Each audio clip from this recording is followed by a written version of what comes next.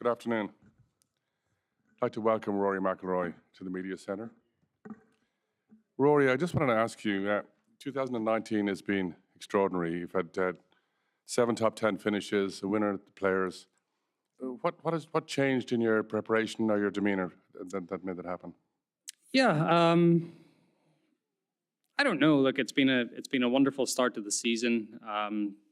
Definitely, consistency levels have been as good as they ever have been. I don't think I've ever started a season this well in terms of finishes and even stats wise. Looking at all my stats, they're right up there with some of the best years that I've had.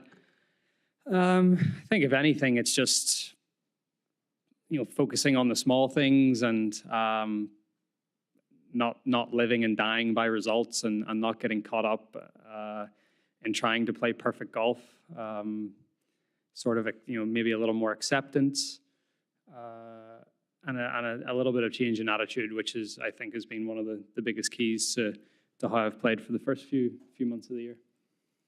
And you've been working a little bit with Brad Faxing. Can you tell us a little bit about what you've been working on, Brad?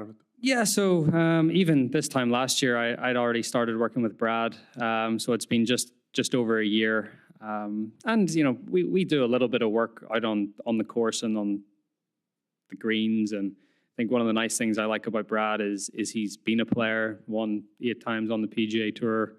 He knows how it feels. He's been in that arena. He's been in that cauldron. And, some of the stuff that we do is we catch up over a coffee and we chat for an hour. And those are some of the best pieces of work that we've done, and it's away from the golf course. It's more the mental side of the game and how he approached it. And so he's been a wonderful sounding board and has become a very good friend in the process as well. Great. I'm going to open it up to questions. We've got Cameron. Rory, your record here is so good. Is there anything about this course that you still kind of look at and think, well, I still haven't quite totally 100% figured that part out? This is my 11th year here. If I haven't figured it out by now, is something wrong. I'm very comfortable with this golf course. I think one of the great things about this course is it forces you to be creative, and I like that side of the game. I like to see shots. I like to visualize. So the massive tall pines, the contrast between the green grass and the white bunkers, the yellow flag sticks. There's so many things to look at and be aware of, and it paints a picture for you. And I think that's one of the great things about Augusta National is it almost, you can't help but be creative and see things, and that's one of the really fun things about this place. Andrew. Rory, how much difference is there in carry needed to get over the bunkers on 5, and what, if any, different strategy will you use this year to previous years? Yeah, so I think 5 has been a very good change in terms of it puts driver back in a lot of guys' hands that wouldn't necessarily hit driver on that hole. It's a little, you in previous years, if you hit driver, you would, if you hit it up the right side, you would run out of room very quickly. And now it's the longer hitters might still be able to run out into the rough, but even if you hit it right, you're not going to run out into those trees or the pine straw. So, it encourages guys to hit driver. And you need to hit driver, because I came here last Wednesday, played in the morning. It was a little cold, a little damp, and I hit 4-iron into the green, driver 4-iron. Yesterday I played and it was a little warmer. I hit driver 7-iron. If you hit 3-wood and you're 30 yards back of that, you're on the upslope and you can hardly see the green. So, you have to hit driver, which I think is a good thing. And they've softened the 5th green, which is, it's meant now for a 180, 190 yard approach shot. So they've softened a couple parts of that green, which makes it a little easier going in there with a longer club. But it's, I've always felt like the front 9 here plays about a shot harder than the back 9, and now it probably plays about a shot and a half harder because of the added length on 5. Chris. Rory, at the Players, you mentioned something like the difference that you were trying to work out between Rory the golfer and Rory the person, or away from golf course. Then you just spoke about the attitude that's changed a bit here. And considering all the success that you've had so far in the past 4 months, how much of a confidence booster has it been for you before you come to Augusta this week? Yeah, I think you always feel like you're on, or for the most part, you're on the right path, and whatever you're working on is the way forward. But to get that validation, the win at the Players, the close calls, the good play that I've had over the first 4 months of the year, it just proves to me that what I'm doing, are the right things for me. They mightn't be the right things for other people, but I think I've found a formula that works for me, and I'm going to persist with it, and I'm going to stick to it, and it's helped me play some of the the best golf of my career so far this year, and hopefully that'll continue. Scott? Rory, since Tiger came back last year, you've had a number of encounters with him back here. Oh, sorry. That's all right. On the golf course, you had a number of encounters with him, Tour Championship, match play. Bay Hill, you were all not head-to-head, but competing for a win last year. How much would it mean to you, like if you guys could get together on a weekend here, like I guess you did in 2015, and play with the stakes and this type of atmosphere? I guess the cliche answer is it would mean a lot to me, but it doesn't matter who it is. I mean, that's what other people do and what they it's none of my business, and I have to look after myself and can control what I do, and that's all I really have to focus on. Brian? Just a couple of quick ones. How different are your sort of thoughts and emotions, or even expectations and pressure toward this place now compared to maybe some of those early years here? Yeah, it's different. I think it takes a while for you to get comfortable in this, on this golf course, in the surroundings. But I've got that comfort level now, and it took maybe 5 or 6 years to get to that point.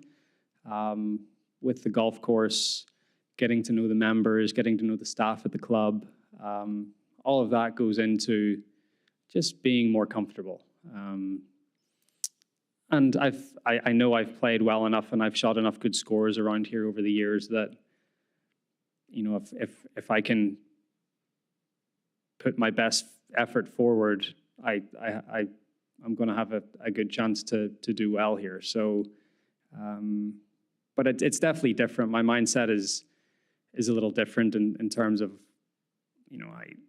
I'm still practicing. I'm still getting better at not getting ahead of myself, not thinking about the tee shot on Thursday, or not thinking about, what is to come this week. And that's something I probably will never stop trying to learn or to practice. But I'm in a good place with it. I keep saying this, I would dearly love to win this tournament one day. If it doesn't happen this week, that's totally fine. I'll come back next year and I'll have another crack at it. But I'm happy with where everything is, body, mind, game. Follow up, you were witness to a pretty good round back in 2009 there in the second round. I'm just curious what you remember about that day with Anthony. With who, sorry? With Anthony. Tim? Oh, yeah. I guess he shot 65 with a double or a couple of bogeys or something. I miss Anthony Kim. I think the tour was a better place with him in it. He was exciting. The first time I won on tour at Quail Hollow, I played the final round with him. But yeah, I remember quite a lot about that round. It was, again, you're trying to focus on what you're doing, but you can't help but notice this guy's going on a bit of a run here. And he could do that. That was something that was pretty cool. You saw him at the Ryder Cup at Valhalla in 2008, doing what he did. And it was cool to be a part of. It was cool to see. And it's good to know that it can be done. Doug? Two things, Rory. What's the best book you've read in the last year? Sorry? What's the best book you've read in the last year? I don't know. Either The Greatest Salesman in the World by Og Mandino. It's one that I sort of refer back to every now and again. Either of the Ryan Holiday books are pretty good. Obstacle is the Way or Ego is the Enemy. Just started on Steve Jobs' biography by Walter Isaacson, so getting into that. So yeah, been a few. There's 4. You've talked a lot in the last month or so about this separation between wanting to win being different from needing to win. It would seem that if you got close to this goal, if you were right there on Sunday or on the back nine Sunday, that separation would shrink a little bit. Have you thought about that and how you would approach that? No, I haven't thought about it. I guess there's a lot of bridges to cross until we get to that point. So, I think all the work that I'm doing and everything that I'm trying to put into my game and to my life in general, hopefully, not everything will be ingrained, but I have mechanisms and thoughts to draw on that can at least try to separate those two or give me some perspective on what's happening out there. Tara? Rory, when you said that, like small changes in attitude or things like that, are they ever tailored specifically to here? Like, do you think in the back of your mind you're making sometimes those changes in the hopes of winning at Augusta because it is the one to complete the Grand Slam and you obviously do want to win it? Or would that be not a good place to be in? No, it's definitely not a good place to be in. It's to make the most of the next 20 years of my career. It's not just about 1 week. This is a lifelong journey of trying to improve and learn and try to master my craft, which is golf. That's what I've chosen as what I want to do and with my life. And that's a lifelong pursuit. It's not just 1 week a year. Karen? Have you found a formula to ward off hay fever and allergies here? Yeah, I cut dairy out of my diet about 8 months ago. So that helps. That's definitely not made me as clogged up and as stuffed. So yeah. Involving honey? Yeah, usually you can start to supplement the local honey a few weeks in advance to try and build up some sort of immunity to it. But this year I haven't. I've just been pretty strict with not consuming as maybe not completely cut out dairy, but definitely limiting it to very small doses every now and again. Gary? Rory, you mentioned your record around here, which is really good, but you have a handful of rounds that I would describe as like elimination rounds, high rounds. In those rounds, would you say your swing let you down more, or was it a combination of your patience and resolve that let you down? I would say, depending on which of those rounds you're talking about, it was either or both at the same time. I think the last round last year was probably a little of both. I've alluded to the fact that I didn't have a great warm-up. I was sort of missing everything left on the range, and then I hit my first tee shot 40 yards right, so that wasn't a great start. But then I think back to maybe the third round in 2016 when I played with Jordan in that final, and that was definitely patience and resolve. It was a tough day. We sort of played very slow, and I got out of my rhythm a little bit, and it cost me. And I definitely think now, if it was a great learning experience, because now if I get into that point, I'll be able to deal with it better. But they're two that just stick out in my mind just because they were more recent. Different reasons why. There was a high score in there, but I think for the most part, if you look at those rounds that have been, 75 or over or whatever, it's been definitely more patience and resolve. That's been the lacking characteristic. Jimmy? Yeah. So, Rory, you started off today talking about, and you've talked about this before, about a change in attitude and not focusing on results as much. Is there anything else, or is it primarily that? Yeah, I think it's that, and it's, I alluded to it at the players a little bit as well, that it's not, you still want to win. It's not, but there's ways to do it, and there's mechanisms that you can put in place that help you achieve your goals, that aren't just about the result. It's about the process of getting to that point. So it's not as if I'm coming here not to try and win the golf tournament, but I know if I have the right attitude and I have my goals that I want to achieve this year, the byproduct, could be winning this golf tournament. But yeah, I think the big thing is I am not my score. I am not my results. That's been one of my big things, and that's, it's perspective, it's perception. I always talk about these P's that I try to practice, and it is, I think I've had a healthy dose of perspective this year, and that's helped either with, great results like the players, or undesirable results of, not being able to finish a tournament off. Being able to put both of those things in perspective have been a good thing. Mark? Going back to what you said about having been here last Wednesday, for you, what's it like to be here when it's not tournament week? I know you're working, but do you allow yourself a chance to soak it in and just enjoy it? It's lovely. My best experiences of Augusta have been when it's not Masters week. It's quiet, it's serene. It's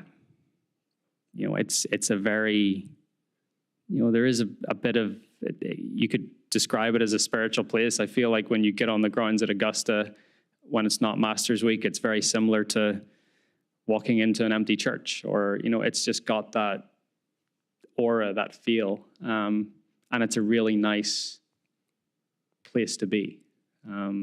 But at the same time, last Wednesday, you're trying to figure out, what are the little changes they made to the fifth hole.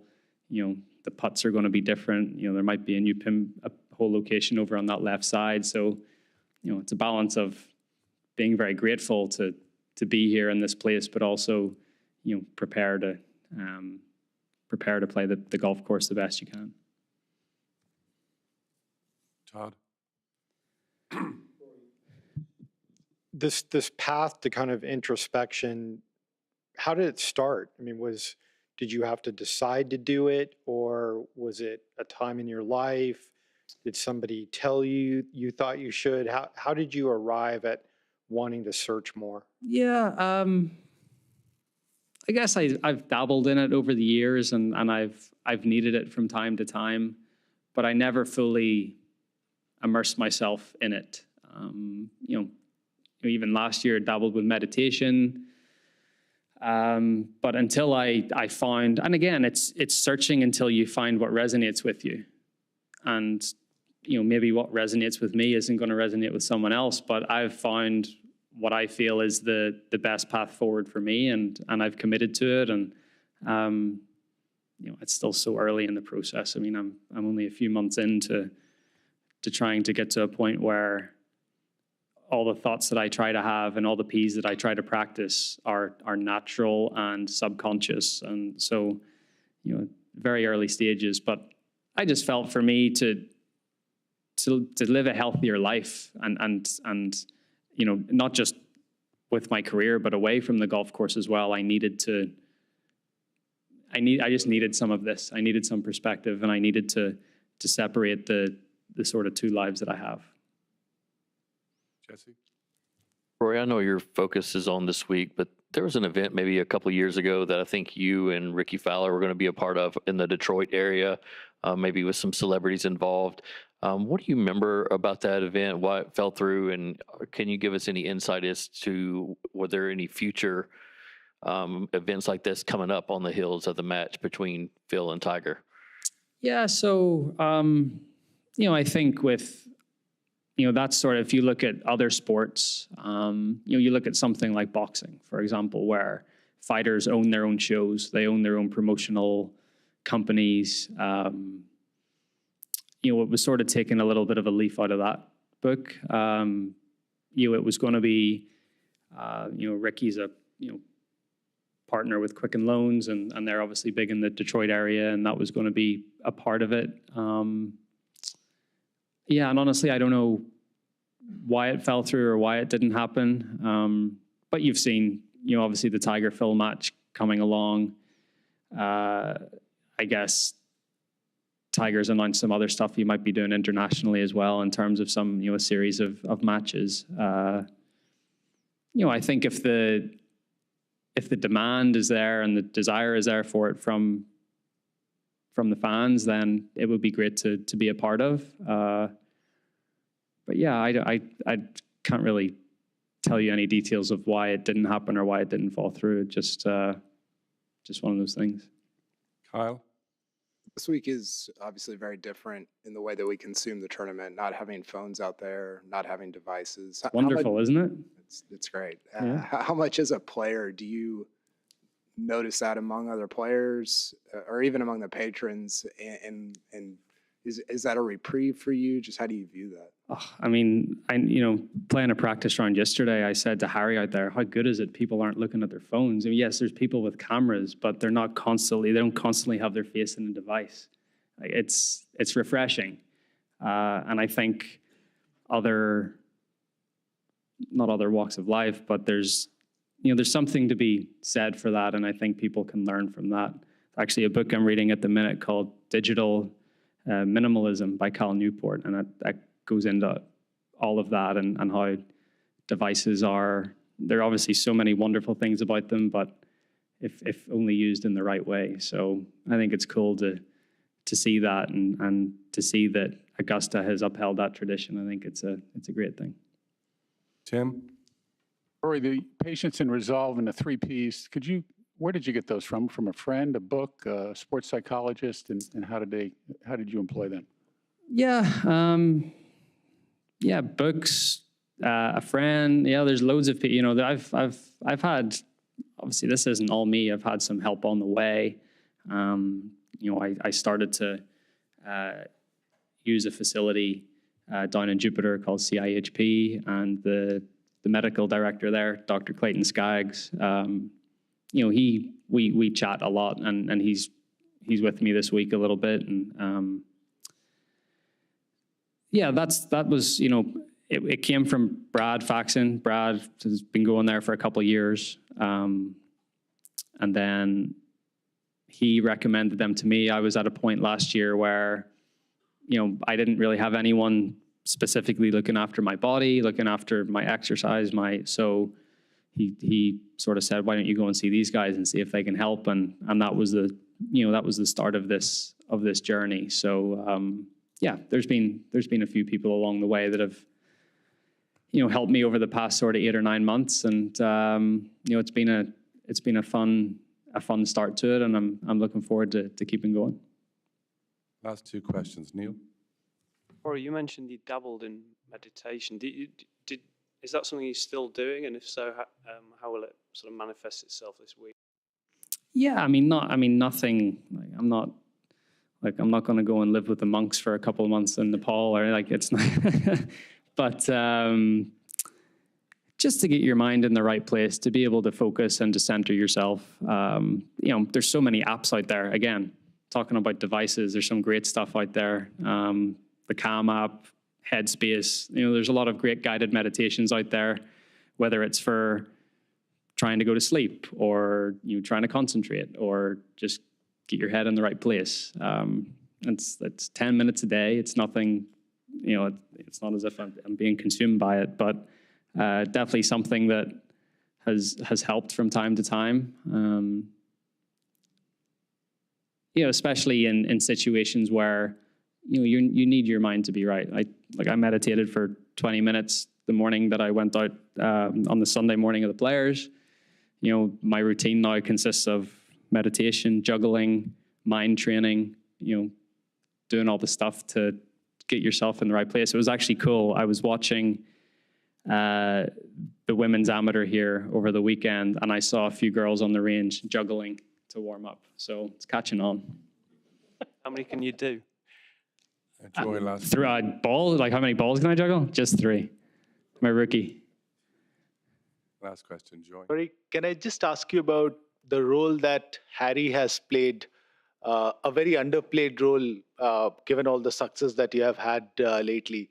Can you just talk about his role and how much of a calming influence, or what kind of an influence he is when he's on the bag? Yeah, definitely. Look, when I asked Harry to sort of caddy for me, I thought it was going to be a temporary role back in August 2017. But he has done a wonderful job. And I think one of the great things about the relationship with Harry and I is we're very close. We've been close for a long time. He was best man at my wedding. I was best man at his. But over the course of the last 8 or 9 months, he has been with me every step of the way on this journey of getting to this point where I'm almost, making more time to practice my mindset rather than to be on the range. He's been with me and he's been congruent to that idea. And that's been a big help as well because he's bought into it and he is a very calming presence out there. And we really do feel like a team when we are out there trying to shoot good scores and win golf tournaments. I'm just going to take one more. John. You alluded to it, it's kind of beat me to the punch on this, but talking about Brad, I just wanted you to get a little more specific about what you and Fax have been doing in addition to, we all think of him as putting as being, the preeminent thing, but it sounds like he's really, talked to you and worked with you in many aspects of the game, both mental and technical and physical. And I was just curious about a little more detail on that. Yeah, I don't really know if there is any more detail than that. It's having chats. It's talking to him about his experiences. Whether it be, final round of the PGA at Riviera in '95, he needed to go out and shoot a good score to make the Ryder Cup team that year, and talking about all the thoughts and the feelings going through him at that point, and just all the stuff and all the experience that he's had over the years. He's played 600 PGA Tour events, and he knows how it feels, and he's won, and he's so just to pick the brain of an experienced guy like that who was obviously a very exceptional putter, but at the same time took the mental side of the game very seriously and did a lot of work that way. And some little mechanisms that might have worked for him, and if he has 10 and 9 don't work for me, but 1 does, then that's one more thing that I can add to my arsenal that can help me out on the course. Thank you very much. Rory, best of luck this week.